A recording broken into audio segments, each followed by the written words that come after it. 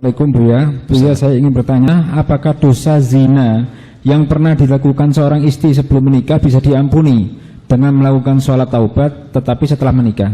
Apakah 8 pintu surga seorang istri masih terbuka karena dosa tersebut, Buya? Mohon penjelasannya. Baik, masalah zina, semoga Allah menjauhkan kita dari zina. Zina itu kehinaan, hanya orang rendah yang berzina. Maka jika ada seorang hamba teruji dengan perzinaan, maka dia telah terendahkan. Susah melakukan zina kecuali bagi orang rendah. Semoga yang pernah kepleset dalam zina Allah ampuni dan Allah beri kesadaran. Sebelumnya saya kasih kisah. Ada namanya Hindun, Sayyidah Hindun. Itu adalah seorang wanita yang pernah menyuruh Wahsy membunuh Sayyidina Hamzah.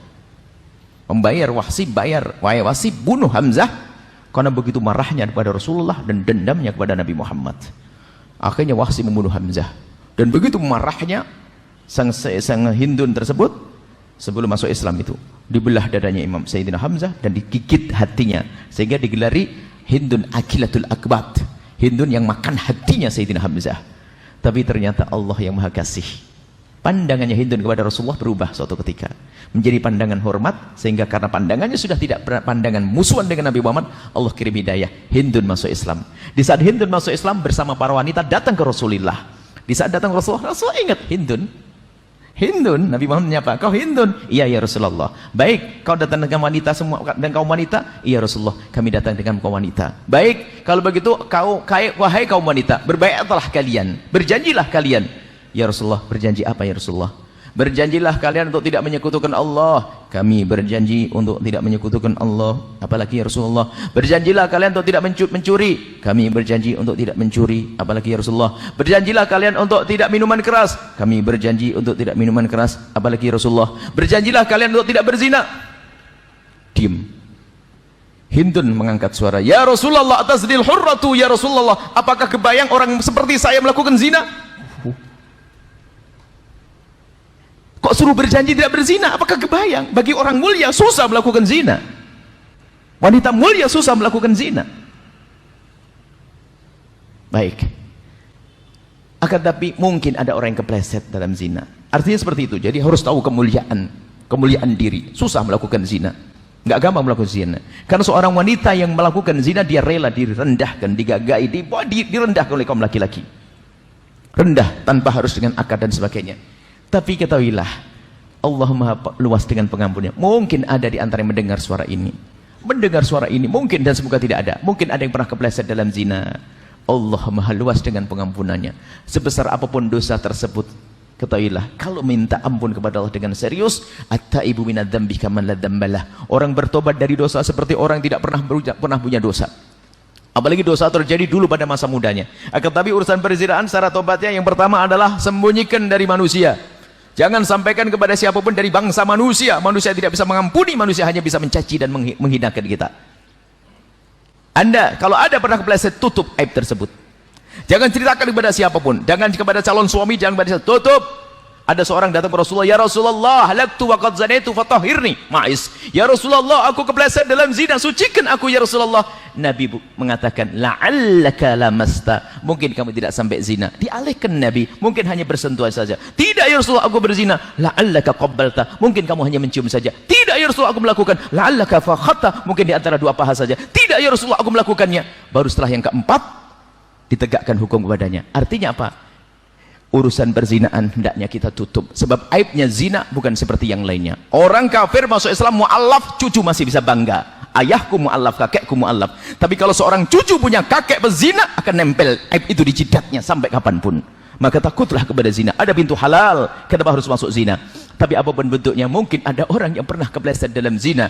Anda bertobat, minta ampun kepada Allah. Syarat tobat yang pertama urusan zina, jangan cerita kepada siapapun dari bangsa manusia. Kalau Anda pernah bercerita, sudah cukup untuk dia saja yang tahu. Selebihnya jangan. Kemudian setelah itu mengadulah di tengah malam kepada Allah dengan tetesan air mata. Sebab-sebabnya menjadikan Anda terjatuh zina, Anda jauhkan semuanya. Kalau Anda menyesal dengan sungguh-sungguh, maka ketahuilah, at-taibu minadz-dzambi kaman la dzambalah. Orang bertobat dari dosa seperti orang yang tidak pernah punya dosa. Maka yang pernah kepleset dalam zina, jangan kecil hati. Allah Maha luas dengan pengampunannya. Dengan catatan kita memang rindu pengampunan dari Allah, mengadu kepada Allah. Sebanyak apapun zina yang pernah dilakukan, sebesar apapun dosa yang pernah dilakukan, maka ketahuilah kalau sudah tobat Allah akan ampuni. Allah akan ampuni. Maka jangan gampang cerita tentang masa lalu yang busuk, masa lalu hina. Yang lalu biar berlalu. Menangis kepada Allah bisa diampuni, bertanya. Apalagi itu kejadian sudah lama. Akan tapi lebih dari itu yang perlu kami ingatkan, yang sudah menikah. Seorang wanita zaman ini kami mendapatkan pengaduan mengerikan sekali, wanita-wanita gara-gara ada WA grup teman SMA mulai tergoda keluar dari kesetiaan kepada suaminya. Ini banyak, ada yang terjadi.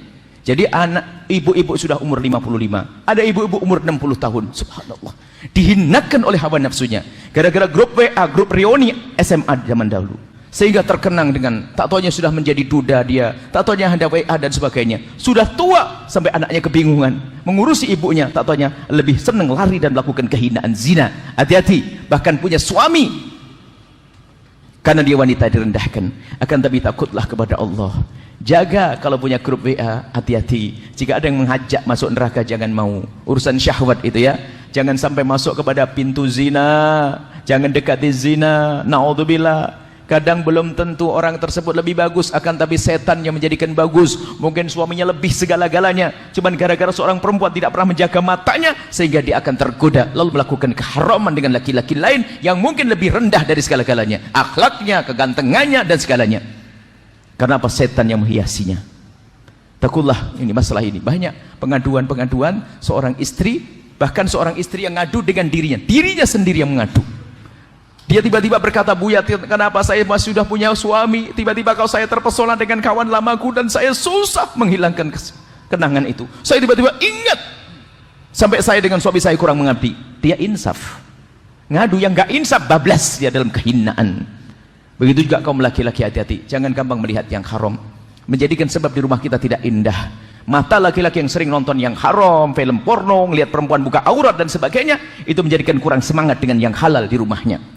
Karena dia telah dikuasai oleh hayalan-hayalannya yang tidak ada pada istrinya, dan itu menjadi sebab kurangnya keindahan dalam rumah tangga. Maka jaga mata kita, jangan masuk wilayah zina, jangan mendekati zina dengan nonton film-film kotor dan seterusnya. Inilah ya, insya Allah Maha Pengampun. Allah Maha Pengampun. Yang pernah kepleset dalam zina segera ngadu kepada Allah, minta ampun, dan jangan ceritakan kepada siapapun dari bangsa manusia. Cukup antara anda dengan Allah, selesai. Bahkan tidak disunahkan kalau seandainya ada negara Islam, tidak disunahkan kita ikrar untuk dicambuk dan dirajam, nggak disunahkan. Disunahkan untuk menutup. Kenapa? Ini lebih aman. Kenapa? Dia tidak hidup sendiri. Agar apa? Agar anaknya tetap terhormat, agar keluarganya tetap terhormat. Tapi kalau sudah dia dirajam, biarpun dirajam itu masuk surga, maka keluarganya akan berkata, "Oh, nenekmu ya itu, ibumu ya itu." Di zaman sekarang tidak mustahil ada orang merendahkan. Pada zaman Nabi ada. Waktu kisah Ghamidiyah itu, setelah dirajam oleh Rasulullah, mati, dirajam, ada sebagian berkata, "Mici, mati dalam keadaan dirajam karena zina." Direndahkan. Nabi marah.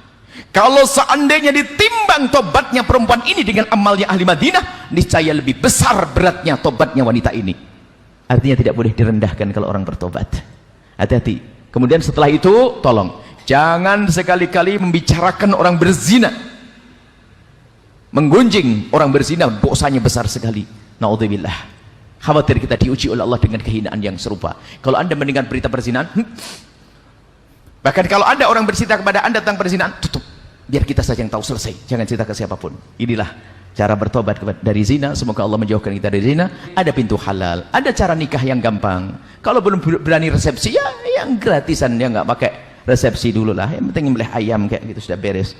Jangan masuk wilayah zina. Hati-hati ya, zina adalah hina dan hina. Pintu halal mudah. Kalau ada yang menikah hari ini, tak nikahkan depan Habib Jalal, langsung nikah Habib. Sekarang nikah hal kan repot. Kenapa harus masuk pintu yang haram? Haram, nikah gampang. Datang ini selesai nikah. Masalah resepsi mungkin nanti setelah punya cucu, gak apa-apa. Repot nikah kok jadi halal itu penting, haram itu yang bahaya. Zina adalah hina, selesai. Bulan depan nikah masal datang saya. Ya, insya Allah. Yang mau daftar silakan saja ya.